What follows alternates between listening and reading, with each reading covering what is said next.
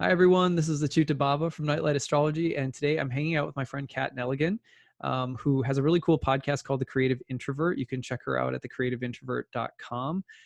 She has been helping me with my social media for like the past year, and we're doing a series of Q&A interviews because she has been gathering questions from all of you in the comments section of my YouTube channel for quite some time now, and has sort of separated them into big question topics and then more technical topics. And so we're just doing a bunch of these interviews today. I'm going to be publishing them in the week ahead. So thanks for being with me, Kat, and for helping me out with all this. Yeah, you're welcome. I'm really looking forward to today's topic, which is a pet favorite topic of mine and one that I'm still trying to wrap my head around. But it's the difference between the idea of things being fated or us having free will. And this came into play as soon as I started diving deeper into astrology. So I was just wondering if you could start by maybe defining the terms as you understand them, Yeah. fate and free will. Yeah, that's really good. I mean, so first of all, there's so much misunderstanding about this because they're pitted against one another. Fate versus free will, as though there's only one or there's only the other. So what does that look like? Well, fate means everything is predetermined, you have no choice. Free will, when it's taken to extreme, means everything is open and you're deciding how things go. Okay, neither are true in ancient astrology. Neither of those concepts are the way that ancient astrologers thought about the reality of how or why things happen. So first of all, we have free will. But as the saying goes, man proposes, God disposes. So we make choices. And this, in fact, in yoga philosophy, this universe is thought of as a playground for souls to go and experience their individuality. And they're like, every soul is thought of as like a spark from the fire. We're one with the fire, but we're also different from the fire. We are dependent upon the fire. We're not the fire itself, but we're of the same essence of the fire. So we're like sparks to the fire. But this world is also created. It's created specifically for entities to exercise their free will in exploring who they are with the illusion or appearance of being separate from God. That's the basic idea that ancient astrologers had. And so to that end, the material universe, which is one of innumerable universes described in yoga philosophy, is understood as a kind of AI program for people to go. And this universe is described as like a wish fulfilling tree. You do stuff and you get to go see what it's like to pursue your desires. Your desires for happiness apart from God, in this sense, are ultimately fruitless and that they don't bring you lasting happiness, but you're allowed to experience them because as it goes, like, who would want to force someone into loving them? So God is like, look, if you want to become in union with your divine original source, that's your choice. I also have a whole realm that I create for you to experience the sense of being apart from me, if that's what you want to do. And I facilitate that for you. However, because ultimately being a part of the divine whole with all of creation and God is the ultimate source of bliss and happiness that nothing can compare to. Everything that we experience in this realm is programmed, in a sense, to give us feedback in that direction. And so the feedback that we receive through all the choices that we make is what is meant by man proposes, God disposes. So we can make choices, we have free will, but then the feedback that we get from those choices is like a cosmic sensitivity training that's trying to bring us back to our relationship as sparks to the fire. That's the basic explanation in yoga philosophy, of Bhakti yoga in particular. Now, there are other explanations that share a lot in common, but are slightly different, but that's a good one to start with. So when we say we have free will, we have to categorize that as saying we are given free will. We're given the ability to go and make our choice to do what we want, what we will. However, what ultimately says yes or no to our desires and our will, or the way in which the consequences that come through our actions, which are often out of our control, right? Like I do something, but where does the result come from? Because we can't predict the results. You could say something to someone and think that it's going to have one kind of impact, and it has a completely different kind of impact. And why does that happen? So this is because we're not the ultimate controllers. So we do things, but then coordinated with innumerable other beings doing things, and all of it being trained to help us grow spiritually and sort of turn to our source. we also get results or consequences or reactions in the world that often feel like they're wildly out of our control or feel like not what we were expecting. And so for ancient astrologers, free will is the process by which we do what we want, but it also is in dialogue with the divine intelligence of the universe that is organizing the results of our choices as a way of helping us evolve and grow. For some people, other people who aren't choosing to get the lessons or get the feedback, it was said, for example, that the process of receiving the consequences of our actions becomes a lot more impersonal and mechanistic and terrifying, actually.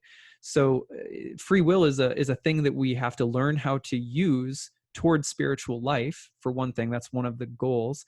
And also free will is there to, we can do things, but the consequences that we get back for doing the things that we do are not always in our control. So in that sense, there's always free will, and there's a sense of the consequences not always being in our hands. So what you're saying is we're in a video game. Yeah, that's It's so it. like that.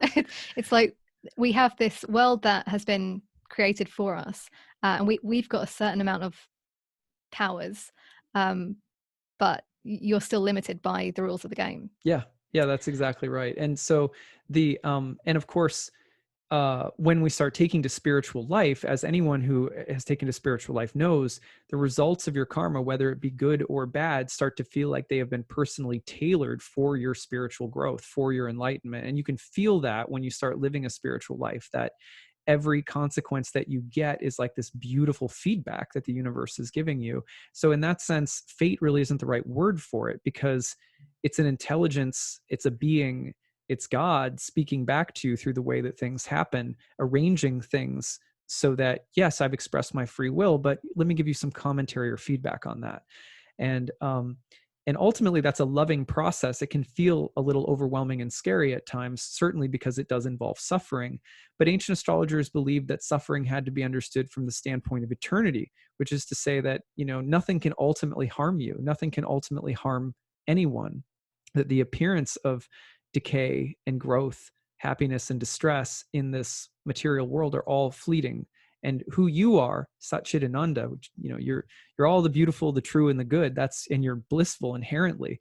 That can't be damaged. That's always who you've been. That's always who you will be. And so, the part of us that is afraid of fate, or that's afraid of not being in control in the material world, is something that progressively we learn to let go of when we accept who we are as spirit souls. Yeah. You don't die when your video game character dies. That's right. It's like a never-ending continue button. You just keep pressing it. So until you're like, I just don't want to play this game anymore. Yeah. Well, yeah, and that's actually a really important point, because it is precisely when someone starts recognizing this is a game, there's no actual way of beating the game. It's like one of those video games in the 80s that people just plug quarters into and it would never end. That once you start realizing that that's the actual nature of reality that you're dealing with, then you start to say, is there something else? Is there another way? And as soon as you start doing that, which is an internal shift, it can't be measured by a meme we slap on our Facebook wall. It's measured in an internal shift. And once that shift starts happening, then it's as though the whole video game starts to actually have a way out, and it's guiding you toward that. And the feedback that you're getting is now not fate or the unnerving limitations of the different levels in the video game, but instead everything is guiding you. And this is actually why in ancient astrology the science was called the science of Hermes, who is the guide of souls. That if you study this science, you'll come to see the way in which your fate is your guidance. And that's why Hermes was the legendary founder of astrology and also the guide of souls. Yeah. So in terms of looking at this through the lens of astrology, there seem to be two camps. And as far as I know, this also existed back in ancient times, but people who really believe that, their path is basically determined. Yet they might believe in free will to a certain extent. And then there are people who believe that they can do certain things. Maybe it's through magic and using magic in a way to kind of control the outcomes of what the planets are doing. So yeah, I'm just kind of wondering what you think about those two ways of treating astrology? Right. So just so I make sure I understand. So there's two ways. One is the universe It's like is the in stoic the way of stoic just way. being like, it's all Universe is in fated, control. I'm not. I'm being stoic, right? and the point isn't to change it, it's And to accept it. the point is not to change it, it's to accept it. And then the other one is like, maybe I'll cast a Venus spell to improve my situation or something Yeah. like that. Right. So these two approaches have actually been around forever, right? Like they are there even in the Vedas, they're both there. And someone would ask like, don't how could these two things coexist? Because on the one hand, you have a message that seems to be like, look, try any way you want to try to rearrange the Lego blocks of the video game. You're still stuck in the video game. So if you try to pursue material happiness through material means, you're just rearranging the same stuff. If you don't get to the underlying, kind of core issue, then you're not going to, move past the problem. It'll just be a different rearrangement of the same basic problems. So if that's the view, then why would someone continually try to manipulate it? And this is the kind of Stoic view, right? Like, why not just practice spiritual life, practice surrender and acceptance, and stop trying to manipulate circumstances around you in order to try to get to something that isn't possible here? So that is all true, actually. And I would say it wasn't a debate in ancient astrology between these things as much as it was that these were two different ways of relating to the planets that had different purposes. So in a sense, this is like the base beat of ancient philosophy is like the gods are in control, you're not. This is the video game, you won't find your happiness here. Like that's kind of the base beat. But then you have, you have all sorts of melodies and articulations playing over the top of that, and they have a purpose. So for example, in the Vedas, the basic message of all of the Vedic literature is what I just said. It's, surrender. Don't, you know what I mean? Like, try to find your way of flowing with and through reality. Don't try to manipulate it too much, because you'll really get spun out when you do. It's like learning to ride a wave. You're not going to overcome the wave, so learn to ride it. And that's another way of looking at it. But then there's this other view that says like, oh, you've got a problem with your skin. Use this herb and make the herb under this astrological configurement, and the medicine will work and heal you. So it's not that the two are contrary to one another. It's not that they're always opposed. They could be, but they don't have to be. So in the Vedas, there's also this section on what's called the Karma Kunda. And Karma Kunda section of the Vedas is basically all these different ritualistic or prescribed ceremonies that you can perform in order to get different material results. So why would those be in the Vedas if this is a God revealed scripture, so to say, and that we want to, we don't want to entangle ourselves more? Why would there be a whole, section on basically like ritual forms of magic? Well, the explanation that sages have given to that in the Vedic tradition is that those prescriptions and ritual magics, they exist because there's a certain percentage of the population that where they are at in the evolutionary chain of existence, so to speak. Like, and I don't mean that in a super hierarchical manner. I just mean, look around the world. Would you not agree that some people are going to have a much easier time being like, a video game? This is a video game. Oh, that makes total sense. And other people who are like, that sounds pretty freaking weird. Give me a Budweiser. You know what I mean? Like, right? So there's other people who are going to be like in a place where they're more densely entangled in materiality. And for them, if they start coming to God, and at first it might be through the lens of karma yoga. So what is karma yoga? Karma yoga is a way of starting to spiritualize our consciousness primarily through a relationship to karma and to matter. So we think that matter is ultimately real and that our happiness is fixed in it. But then we start going like, well, maybe it isn't. At that stage, people might be like, well, maybe God's real, but like maybe God is like an order supplier. Like, God, I'm going to pray, please make my crops grow, or please, take the sickness away, or please give me love or a successful marriage or whatever. So it's as though God is being recognized, but the immediate way in which divinity is being recognized is in relation to the material things that you're still entangled with. And so on that level, there are prescriptions where people can work with the laws of the material universe and the divine intelligence to get what they want, or to kind of, place orders, or to ask for things, or even to manipulate the laws of nature to do things. Clearly that's the case, because look at all the technology that we've used. So God is like, yeah, if you want to manipulate the laws of nature, you can. It's they're rigid, but they're also very flexible. So you can play with them, and if you want to, I'll facilitate that for you. But I'll give you some feedback too, like how about the environmental catastrophe that we're looking at around the world today? There's some feedback. So, but why would it be allowed? Well, it's allowed specifically so that over time, when people see, oh, you know what, there's actually a divine intelligence. I did the ceremony, I did the magic, I did the medical herb under the specific time of the moon, and it worked, right? And you can feel it actually. And when you feel that that's real, what that's actually doing is deepening the realization of divinity in your consciousness. Over time, that becomes a platform through which people will start to say, maybe the right thing to do with my actions in the world are to do good things. So it's a ritual magic in the ancient world in some ways isn't opposed to the Stoic view. It's like a stepping stone. People will use different forms of magic practically. There's a lot of practical uses for technology in the world. This was an ancient form of technology. So people will use technology. But as they go, when they realize the source of what is empowering and enabling the technology to exist, and they get the feedback from participating in the ritual magic, the idea of at least karma yoga is that they'll gradually start wanting to purify the things that they do, because they get the feedback. They go, oh, I cast a love spell and it entangled me into a curse. Okay, maybe I shouldn't use magic in that way any longer, right? So the feedback over time will start purifying the motivations for using ritual magic or the technology of the universe, and then gradually bringing people to a platform where they say, your will, not mine, right? Where they say, how can I serve? Or what is the appropriate way to flow through? And that doesn't mean that ritual magic will necessarily stop either. It's that you might start doing something like, when is the best day to plant this garden? When is the best day to grow this medicine? And what am I using all this for? To help people, to further good in the world. So that's karma yoga, and ritual magic has a place in karma yoga. Some people would call it like white magic.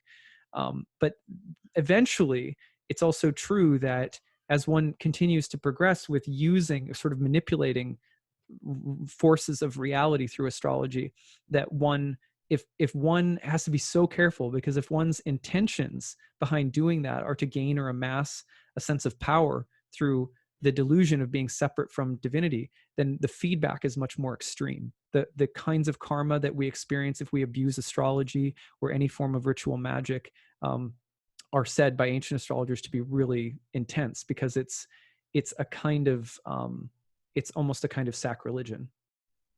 Yeah. Wow, that's really interesting. And it's making me think that it's almost like we have these different learning styles, and over time we can upgrade them in a way.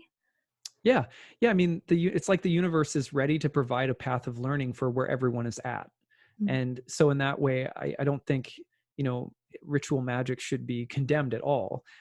It's how people are using it, why they're using it, and a purification process that may be at work in the way that they're using it over time.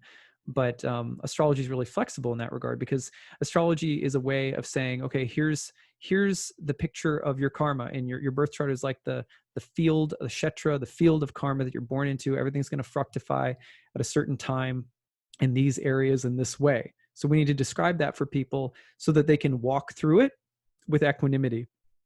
And then on the other hand, astrology is also like, and that comes from previous uses of your free will. It's not like the things that you're going to get in this lifetime that are quote unquote fated are coming just willy-nilly. They're intimately connected to who you are and the choices you've already made coming into this body. And then and some of them can be changed. There's a whole science of this in Indian astrology that's much more developed.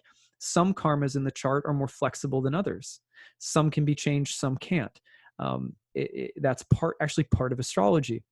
Also, not only that, but there's a sense in which, as you're walking through the experience of life, you still have free will, and you're still planting the seeds or harvesting the seeds of previous karma.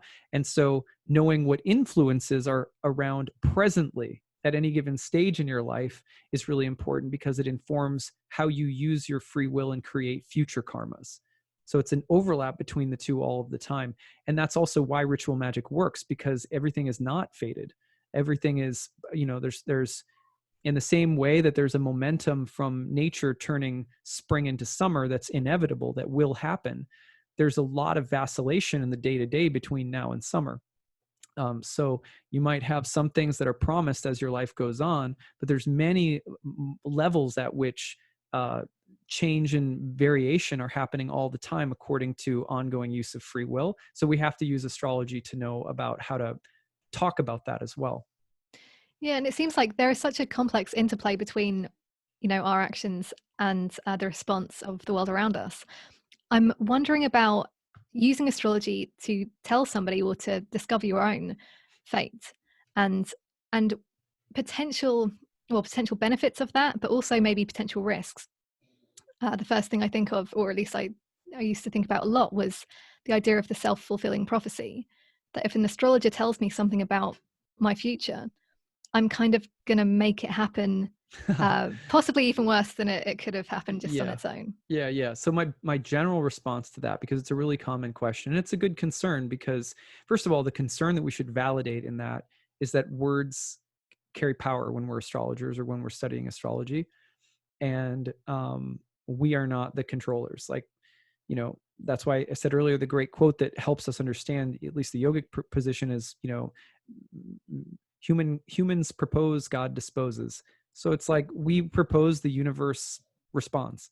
Um, and so to be concerned with the what we propose and why, and what we speak and why, that's really, really healthy. And this is part of what it means to study ancient astrology, is to become really sensitive to what a person can handle, or what they can hear, or maybe what they shouldn't yet hear, or how to say something, or when to speak and when to listen, and when to give information and when not to. And there's a lot of subtleties that go with that, and really need a lot of experience to make mistakes. And it's okay to make mistakes and learn from it. And we're not going to kill everyone either, just because we make some mistakes. So, um, and we're not damned if we do either, right? So there's a lot of grace in this.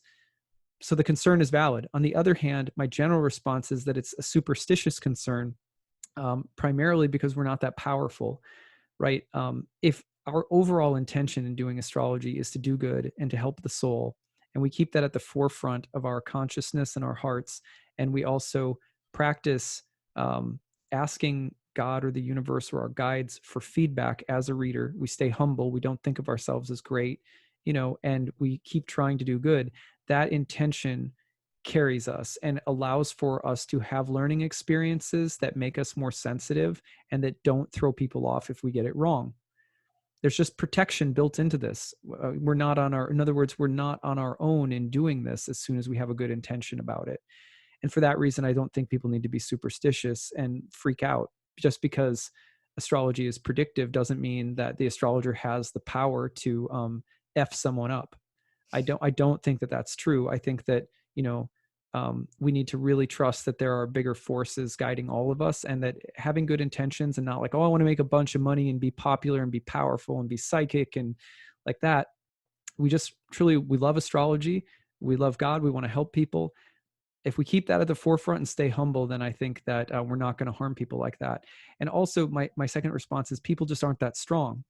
The whole idea about a self-fulfilling prophecy, it's like, well, you could say that about anything. You could say that, anything that happened at any point that anytime you think of something happening in the future that you wonder it'll happen and then it ends up happening, you go self-fulfilling prophecy. Sometimes I think we can tell that something really is a self-fulfilling prophecy, but usually that's because someone becomes really obsessive, paranoid, and intensely focused on something, that it becomes a self-fulfilling prophecy.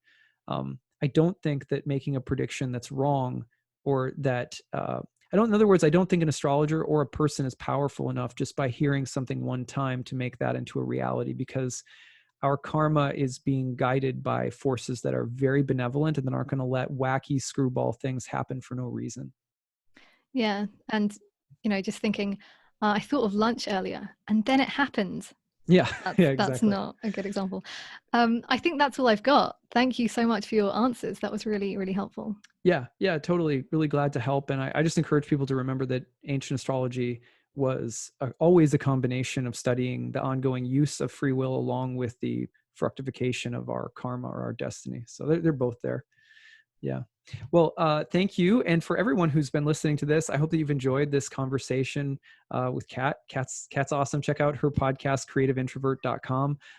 And also leave your comments in the comment section below. How have you experienced the overlap between fate and free will? When do you notice that you have free will? And when have you noticed that something destined is happening that you don't necessarily feel like you chose or have control over? And how do you respond? What are the techniques that you use to stay afloat during such times, especially when we feel like maybe we're not as in control as we'd like? So love to hear from you guys. And thanks so much for listening. I hope you're enjoying this series. We'll talk to you again soon. Bye.